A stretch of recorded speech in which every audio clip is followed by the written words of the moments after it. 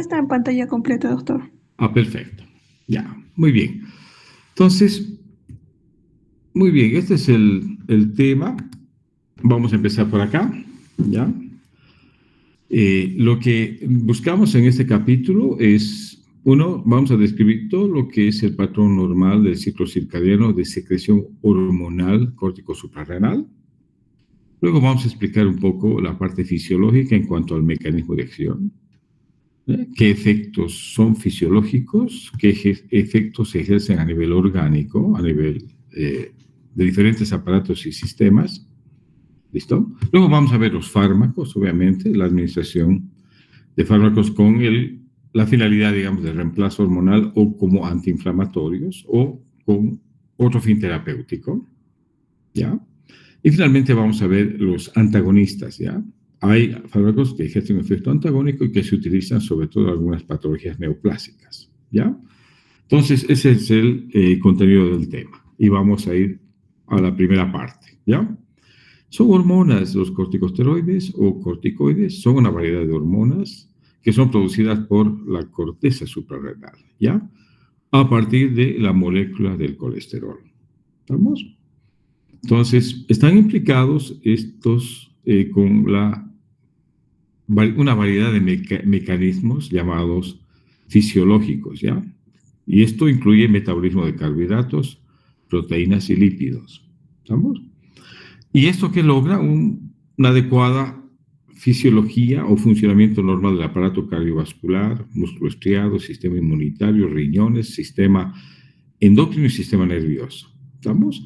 Y además que hay otra cosa, otra, digamos, función, que es, le confieren al organismo una secreción adecuada de hormonas corticosteroideas, la capacidad de resistir efectos, ¿no?, nocivos como el estrés o enfermedades. ¿Listo? Esa es la función, digamos, ¿no?, a grandes rasgos. Después ya vamos a ir precisando. El control de la secreción de corticosteroides está a cargo del eje hipotálamo hipoficiario córtico suprarrenal, ¿ya? Y está sobre todo controlada por una hormona hipofisiaria llamada corticotropina, ¿ya? Esta viene de una hormona precursora llamada propiomelanocortina, ¿ya? ¿Estamos? Entonces, los glucocorticoides responden al estímulo que hace la corticotropina a nivel de la cápsula suprarrenal, ¿ya? Ahora, esta no es la única hormona que secreta la corteza, sino hay otra hormona llamada aldosterona, pero esta no responde tanto a la corticotropina, sino más bien la secreción de aldosterona está regulada por la angiotensina y el potasio circulante. Ya tiene otro mecanismo de regulación. ¿Ya? Ahora, sí, los glucocorticoides también, o sea, los que tienen función androgénica, como los hormonas, ¿ya?, también responden a la corticotropina, ¿ya? Sobre todo la dehidroepiandrosterona, ¿ya?, que es el principal andrógeno suprarrenal. ¿Estamos? Esta está regulada también por la concentración de corticotropina circulante, ¿ya? Ahora, hay una regulación circadiana que es de retroalimentación negativa, ¿listo? Entonces, esto puede verse alterado en presencia de alteraciones, ¿no es cierto?, como tumores o tanto primarios como secundarios, o disfunciones que en algún caso, como falla multisistémica, pueden alterar, digamos, esta regulación.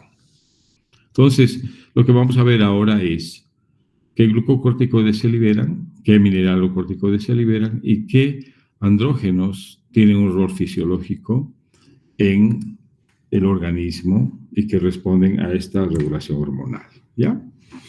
Esta es un poco la anatomía y la fisiología de la glándula suprarrenal. Ustedes van a ver de que hay una parte cortical y una porción medular, ¿ya? Vamos a ver la parte cortical, que es lo que nos interesa en este capítulo, ¿ya? Un 15% de la corteza es la zona glomerular y esta es la zona donde se producen los mineralocorticoides. ¿Cuál es el mineralocorticoide más importante? Es la aldosterona, ¿listo? esta es una hormona que tiene una función específica, ¿ya? Reabsorbe sodio, excreta potasio y está regulado por un sistema llamado renina-angiotensina. ¿Listo? Cuando hay un exceso de aldosterona, se produce un síndrome de Cohn, que es caracterizado por un hiperaldosteronismo. ¿Ya? Hay otra zona en la corteza llamada zona fascicular, que es la mayor parte, el 80% de la corteza es zona fascicular, y este 80% produce glucocorticoides. ¿Ya? ¿Qué glucocorticoides se producen? El cortisol, la corticosterona y la cortisona. ¿Ya? Estos tienen efectos a nivel del aparato, a nivel sistémico, vamos a hablar, y tienen efecto hiperglicemiante, estimulan la gluconeogénesis, estimulan la proteólisis, también la lipólisis, tienen efectos antiinflamatorios inmunosupresores, y el exceso de glucocorticoides da un síndrome llamado síndrome de Cushing. ¿Ya? Y hay otra porción de la corteza que es una zona mínima, digamos un 5%, que es la zona reticular y que produce gonadocorticosteroides, ¿ya? El principal hemos dicho que es la dehidroepiandrosterona, ¿ya? Es la que define, y la función de la dehidroepiandrosterona es la que define las características sexuales secundarias, ¿ya? Cuando se produce en exceso, da un síndrome llamado adrenogenital, ¿ya? Esta es la parte cortical. Ahora hay una porción central llamada medular que tiene muchas células llamadas cromafines encargadas de producir adrenalina y noradrenalina. ¿Ya? Ustedes saben que estos son simpático-miméticos que tienen efectos específicos. Muy bien. Seguimos. Entonces, la parte de la corteza suprarrenal, hemos dicho, especialmente la parte llamada fascicular, secreta corticosteroides y secreta andrógenos. ¿Listo? La parte, habíamos dicho también, esta zona llamada reticular. ¿Ya? Entonces, dos clases existen. Uno, los glucocorticoides, y otra porción que es de producción de mineralocorticoides, ¿ya? Hemos dicho que los glucocorticoides tienen una actividad reguladora en el metabolismo de carbohidratos, proteínas y lípidos, y los mineralocorticoides son regulación de electrolitos. El principal glucocorticoide identificado es el compuesto F llamado cortisol. El principal mineralocorticoide es la aldosterona, ¿ya? Y en los andrógenos, aquí hay algo más que decir, ¿ya? La dehidroepiandrosterona hemos dicho que es quizás el andrógeno más importante, pero hay otros dos, ¿ya? Llamada la androstenediona y el androstenediol, ¿listo? Estos son andrógenos que a un principio, quizás en las primeras etapas de la vida, no juegan un rol muy importante, pero sí juegan un rol muy importante las mujeres posmenopáusicas y cuando hay jóvenes o pacientes jóvenes con función ovárica deficiente. ¿Ya? Muy bien. Vamos a ver qué pasa cuando hay deficiencia de glucocorticoides. La principal enfermedad que se produce cuando hay déficit de corticosteroides es la enfermedad de Addison. ¿Ya? Hemos dicho que el exceso de producción de hormonas corticosuprarrenales produce Cushing, pero la deficiencia produce una enfermedad llamada enfermedad de Addison. ¿Ya? Ahora, tanto los compuestos naturales como sintéticos tienen diferentes finalidades terapéuticas, ¿ya? Una de ellas es trastornos de la función suprarrenal, pero la otra, y es el más amplio uso, es que se utiliza en una variedad de trastornos inflamatorios, inmunitarios y hemáticos. Quizás este es el mayor espectro de uso clínico que tienen los corticosteroides. Muy bien. Vamos a ver el cortisol, compuesto F, que es quizás el principal glucocorticoide que se secreta, ¿ya? En un adulto normal, la secreción está alrededor de 5 a 25 microgramos por decilitro, muestra una tasa elevada a las primeras horas de la mañana, ¿ya? Y esta secreción sigue un ritmo circadiano. Es alto en la mañana, aumenta también después de las comidas, y después en la tarde va bajando, ¿listo? Este circula libre en un 5 a 10%, ¿ya? Pero la mayor parte circula unida a una globulina de unión, ¿ya? Tiene una vida media entre 60 y 90 minutos, perdón, ¿ya? La mayor parte del cortisol diario se metaboliza a nivel hepático y un tercio se elimina por orina, ¿ya? Cuando nosotros queremos medir la excreción urinaria, tenemos que cuantificar este producto llamado 17 hidroxiesteroides, ¿ya? O sea, el cortisol se elimina en esta forma metabólica, ¿ya? Ahora, cuando uno administra glucocorticoides exógenos, cuando se supera la capacidad de fijación de esta globulina que se une, la mayor parte de cortisol o de cortisol exógeno circula libre y por lo tanto puede incrementar muchísimo el efecto a nivel sistémico. Vamos a ver con la farmacodinamia. Aquí es un poquito compleja la farmacodinamia. Vamos a ir paso a paso, ¿ya? Todos los compuestos similares al cortisol o el mismo cortisol actúan en receptores, ¿ya? Que son intracelulares, ¿listo? Estos receptores son de una superfamilia llamados receptores nucleares, muy parecidos de vitamina D, al receptor de hormona tiroidea, del ácido retinoico. Ya son receptores intracelulares. ¿Dónde están? A nivel nuclear. ¿Listo? Entonces, el cortisol tiene que interactuar con estos receptores para regular la transcripción de promotores de genes blancos. ¿Ya? Vamos a ver cómo lo hace. Estos receptores a un principio, cuando no están unidos a ningún ligando, a nivel intracelular son principalmente citoplasmáticos, ¿ya? Estos receptores reciben a la hormona que viene del plasma o del líquido intersticial, ¿ya? Y este receptor unido a este ligando, si ustedes quieren, es transportado hacia el núcleo, donde interactúa con DNA y proteínas nucleares, ¿listo? ¿Ya? Ahora, ¿qué logra esta unión a estos receptores nucleares? Hay influencia notable sobre los factores de transcripción, ¿ya? O sea, hay una influencia notable sobre la regulación de factores de crecimiento, la producción de citocinas inflamatorias, ¿ya? Y gran parte de los efectos que tienen antiinflamatorios y inmunosupresores se deben a este mecanismo de acción.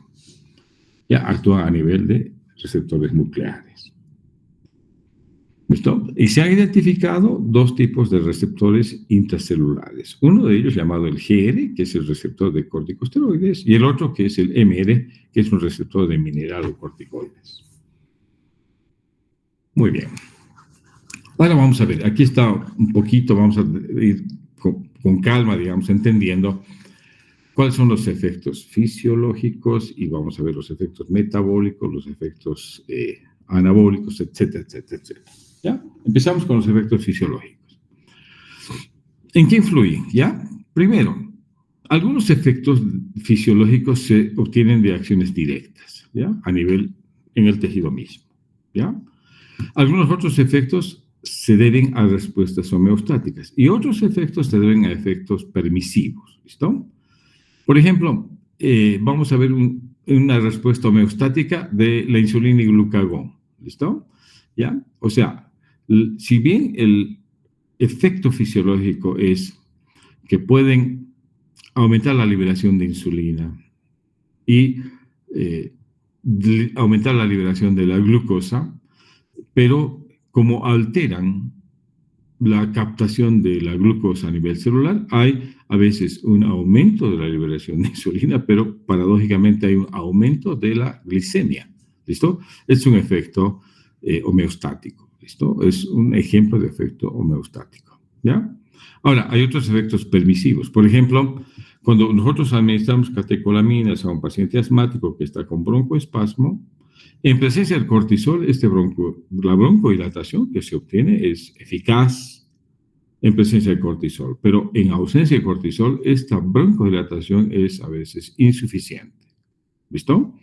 Es un efecto permisivo, ¿ya? O sea, en presencia de cortisol suceden muchas cosas y en ausencia dejan de suceder muchos efectos esperados. Ya, lo mismo pasa con el efecto lipolítico de las catecolaminas, que en presencia de cortisol sí es muy eficaz, pero en ausencia de cortisol no hay mucho efecto. Esto se atenúa el efecto. ¿Ya? Y lo mismo pasa cuando uno a veces espera el efecto de la hormona del crecimiento, ¿no es cierto? ¿Ya? No es muy evidente el efecto de la hormona del crecimiento cuando hay ausencia de cortisol. Cuando está presente el cortisol, sí, esta tiene un efecto fisiológico. Muy bien, otro efecto que se tiene es el efecto metabólico, ¿ya? Los glucocorticoides tienen importante acción sobre el metabolismo de carbohidratos, proteínas y grasas.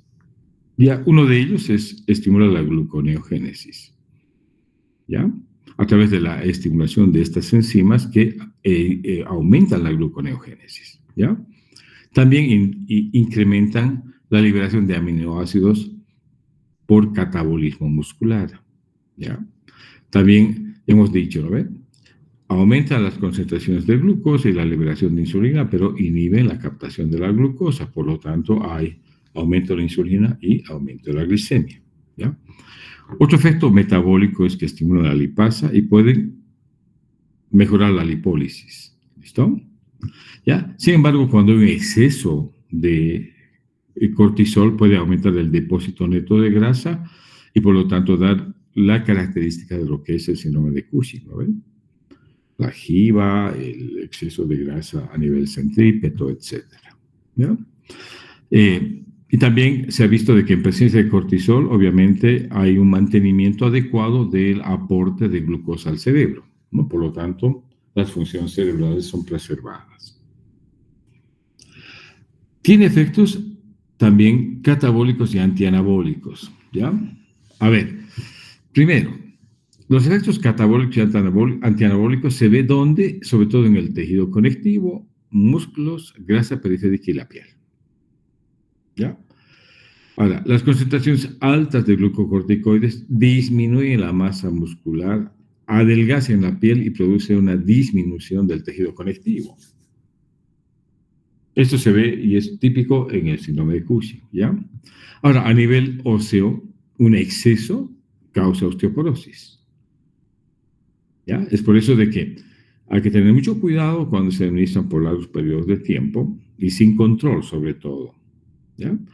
Ahora, en los niños, los corticosteroides reducen el crecimiento y esto es, sobre todo en los sistémicos, ¿no? En los pacientes que tienen asma y que se administra por vía inhalatoria, también se ve este efecto, ¿ya? Pese a que se administran por vía inhalatoria. ¿Estamos? Muy bien. Ahora, ¿tiene efectos antiinflamatorios e inmunosupresores? Sí, quizás este es el efecto que le ha dado un mayor uso clínico, ¿ya? Reducen drásticamente las manifestaciones de la inflamación, ¿ya? Hemos dicho, disminuyen la concentración y función de leucocitos periféricos y los efectos supresores sobre las citocinas y quimiosinas, ¿ya? O sea, reducen drásticamente la respuesta y la liberación de citoquinas y quimiosinas. Ahora, ¿qué se ve cuando uno administra un glucocorticoide de acción corta? ¿Ya? A nivel de la celularidad, aumenta la concentración de neutrófilos porque hay una movilización desde la médula hacia la sangre periférica, ¿ya? En cambio, los linfocitos, tanto T y B como los monocitos, eosinófilos y basófilos, disminuyen en sangre porque estos se mueven hacia el tejido linfático, ¿ya? Estos efectos inmunosupresores son máximos a las 6 horas, en las 6 primeras horas, pero se disipan en las 24 horas siguientes, ¿ya? ¿Estamos? Muy bien. Seguimos con los efectos antiinflamatorios e inmunosupresores. Hemos dicho, inhiben la función de los macrófagos, así como de las células dendríticas, ¿ya? Entonces, cuando hablamos sobre macrófagos, limitan la capacidad de migrar, fagocitar y matar microorganismos. Es un efecto inmunosupresor que puede tener consecuencias, y también limitan la producción de factores de necrosis tumoral, interleucinas y todo lo que es activador de plasminógeno, ¿ya? Entonces, cuando uno ve el efecto en macrófagos y linfocitos, ve menos producción de interleucinas, interferones, ¿no es cierto? O sea, afectan la inmunidad, la capacidad de respuesta inmunológica, ¿ya? Y como hemos dicho, uno de los mecanismos de efecto antiinflamatorio es inhibir la fosfolipasa 2, reducen la síntesis de araquidónico, por lo tanto, no hay prostaglandinas, tampoco leucotrienos y tampoco hay factor activador plaquetario, ¿ya? Y también, obviamente, son antis y ciclooxigenasa 2, por lo tanto, reducen la producción de prostaglandinas, ¿ya? Este es un efecto antiinflamatorio e inmunosupresor. Seguimos. Cuando se administran por vía parenteral, causan vasoconstricción, ¿ya? Pero obviamente disminuyen la permeabilidad también capilar porque reducen la liberación de histamina a partir de basófilos y mastocitos, ¿ya? Ahora, la producción de anticuerpos sí se puede reducir, especialmente a grandes dosis, y esto hay que tener cuidado cuando nosotros vamos a administrar vacunas, ¿no ven?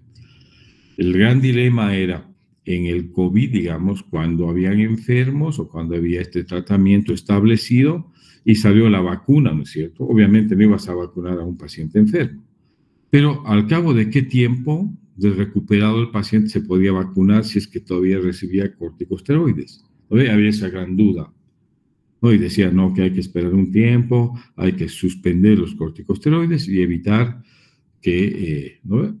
El paciente reciba una vacuna en este periodo y cuando se normalice, digamos, el equilibrio endocrinológico, recién se podía administrar la vacuna para el COVID. ¿Ya? Entonces, aquí está, gracias a estos efectos antiinflamatorios y inmunosupresores, quizás está explicada la amplia utilidad terapéutica que se le dan a estos compuestos, ¿ya? Pero también, si esto le confiere amplia gama de acciones terapéuticas, también le da la posibilidad de tener responsabilidad por la aparición de efectos adversos graves, ¿listo? Especialmente en pacientes que están inmunosuprimidos durante mucho tiempo o en tratamientos crónicos, ¿ya? Muy bien. Otros efectos vamos a estudiar, ¿ya? En el sistema nervioso central sí tienen efectos. ¿Por qué? Porque al inicio, después de administrarlos, producen insomnio y euforia. Y después puede producir depresión, ¿ya? Ahora, grandes dosis están relacionadas con la aparición de un síndrome de hipertensión intracraneal, que es de un pseudotumor cerebral, ¿listo? O sea, muy parecido a lo que es un tumor cerebral, ¿ya? Ahora, a nivel de endocrino, cuando se administran por largos periodos de tiempo, sobre todo, suprimen la liberación de ACTH, alteran la liberación de hormona del crecimiento, de la hormona estimulante del tiroides y de la hormona luteinizante, o sea, suprimen y alteran el equilibrio endocrino, ¿ya? Ahora, la probabilidad de desarrollar úlcera péptica está relacionada con el uso crónico y cuando hay exceso por largos periodos de tiempo se establece un Cushing, ¿no? Con una presentación clínica ya que ustedes conocen, ¿no ve? Cara redonda, de luna llena, con exceso de grasa visceral, facial, joroba de búfalo, ¿no es cierto? Osteoporosis, etcétera, ¿ya? Muy bien, otro efecto que se ve también, y esto hay que tenerlo presente, a nivel hematopoyético, aumenta la cantidad de plaquetas y de glóbulos rojos, como habíamos explicado hace un momento, y alguien había respondido también, ¿no? Muy bien. Seguimos con otros efectos, seguimos con la parte fisiológica, fíjense. ¿Qué pasa cuando hay deficiencia de cortisol? Empieza a fallar la función renal, ¿ya? ¿Estamos? O sea, principalmente la filtración glomerular. Se deteriora la filtración glomerular, ¿ya? Y a nivel de la embarazada, hemos dicho, los glucocorticoides tienen efectos importantes en la maduración pulmonar, sobre todo en la producción de surfactante, ¿ya? Cuando hay amenaza de parto prematuro, se da corticosteroides como la dexametasona para producir maduración pulmonar, ¿ya? Ahora, esto se ha visto en estudios recientes, ¿ya? Los glucocorticoides tienen efectos directos sobre esta llamada regulación epigenética, ¿ya? Es decir, tanto en el embarazo como en recién nacidos, donde se ve o se tiene la necesidad de hacer terapia a largo plazo, esto puede predisponer a los nenes, sobre todo a trastornos conductuales, a depresión, obesidad y también a desarrollar en algún momento síndromes metabólicos. Entonces, mucho cuidado con el tratamiento a largo plazo en las madres y en los recién nacidos. Muy bien, y aquí está la parte farmacológica, ¿listo?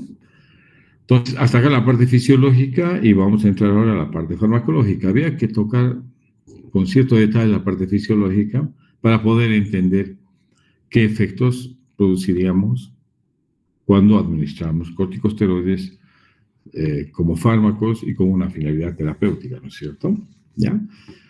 Entonces, estos de manera sintética son importantes, sobre todo en el uso clínico de trastornos inflamatorios, hemáticos y otros, ¿no? Y obviamente se dividen en glucocorticoides, de acción corta e intermedia, glucocorticoides de acción intermedia, de acción prolongada y mineralocorticoides, ¿ya? Vamos a ver primero los glucocorticoides de acción corta e intermedia. Acá tenemos algunos compuestos que están en la primera tabla. Esta tabla es del Catsun, por si acaso, ¿ya? Tenemos la hidrocortisona, tiene una acción de 8 a 12 horas, ¿ya?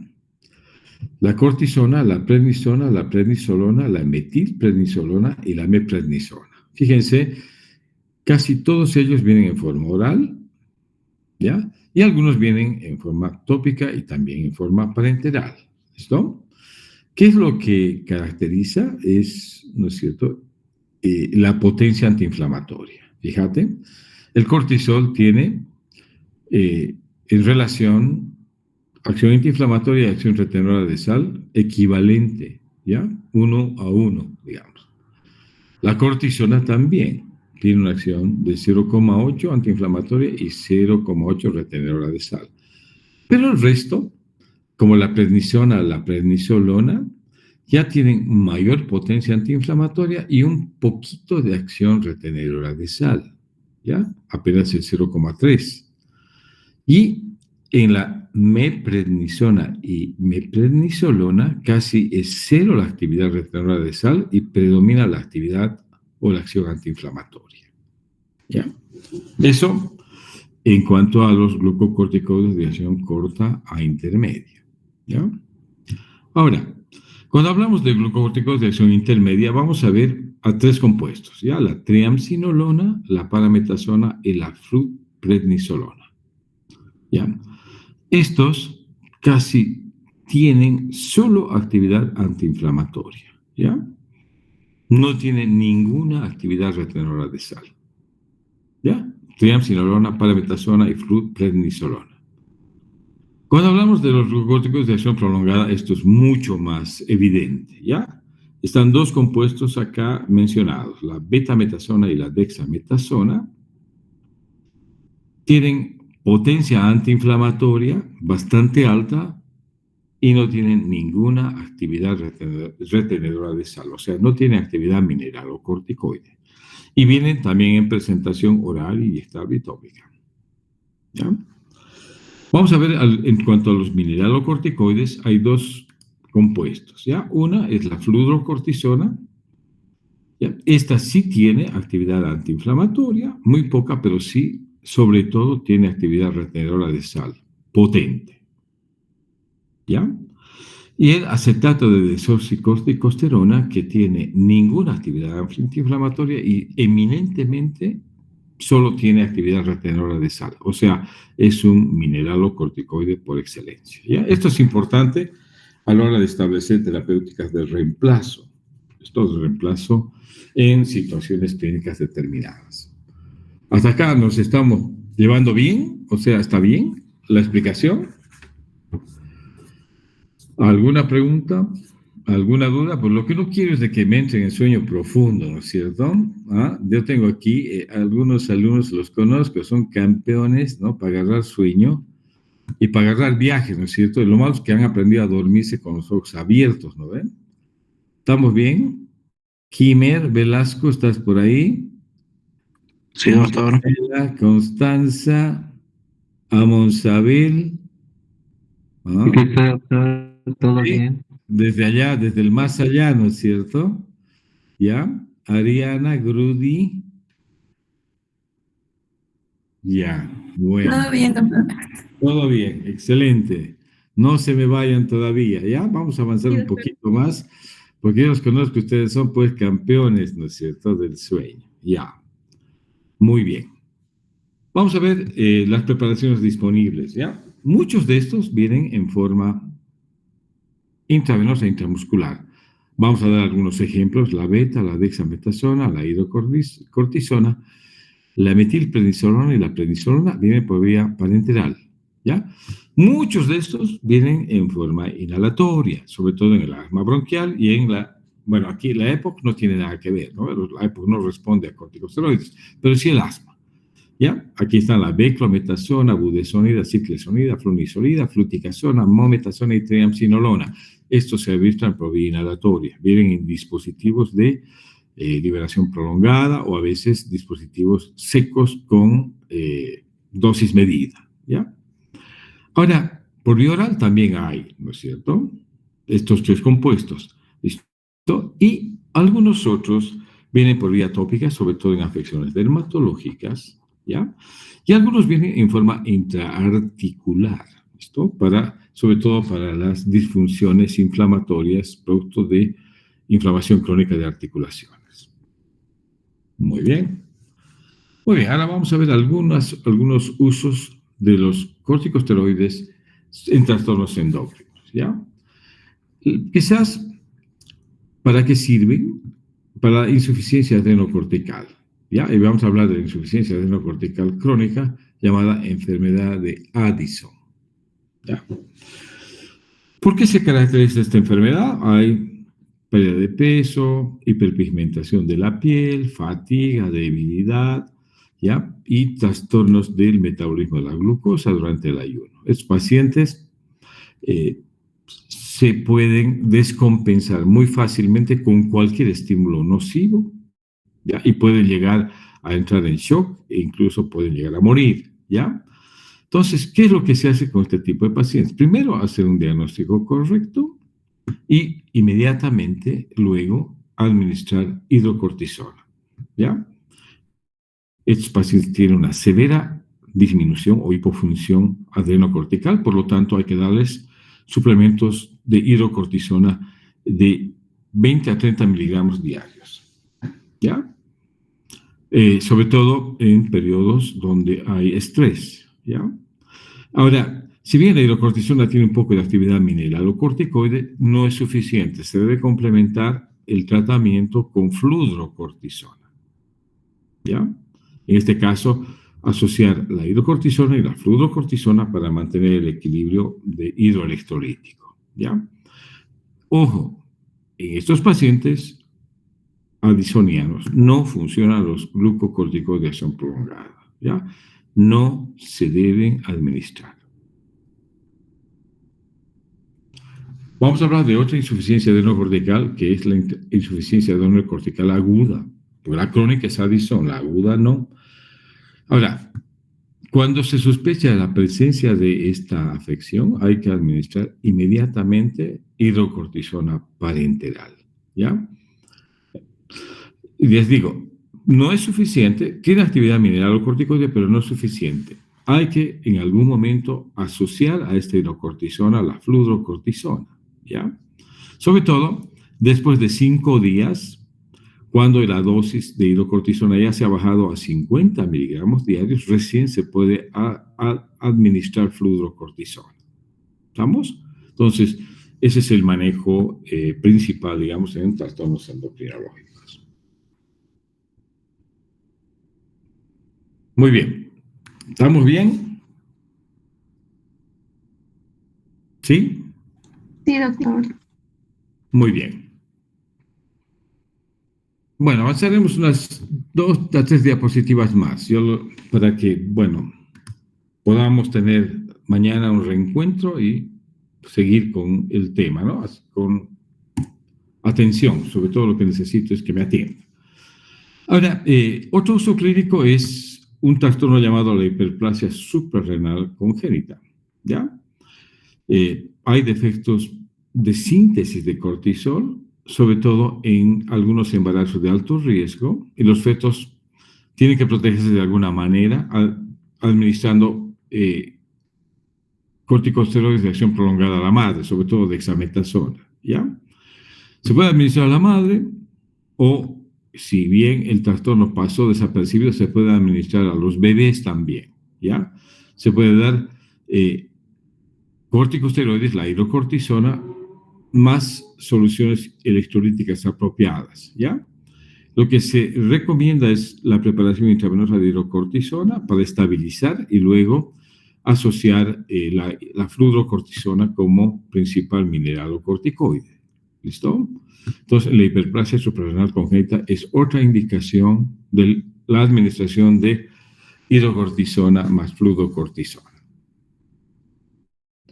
¿Ya? Otro trastorno en el que se necesita es el manejo del Cushing, ¿ya? Pero del Cushing ocasionado por, primero, la hiperplasia producida, o sea, secundaria a un adenoma hipoficiario, o sea, hay un exceso de ACTH y obviamente hiperestimula la corteza, o tumores que asientan en la misma glándula suprarrenal y que producen exceso de glucocorticoides. ¿Listo?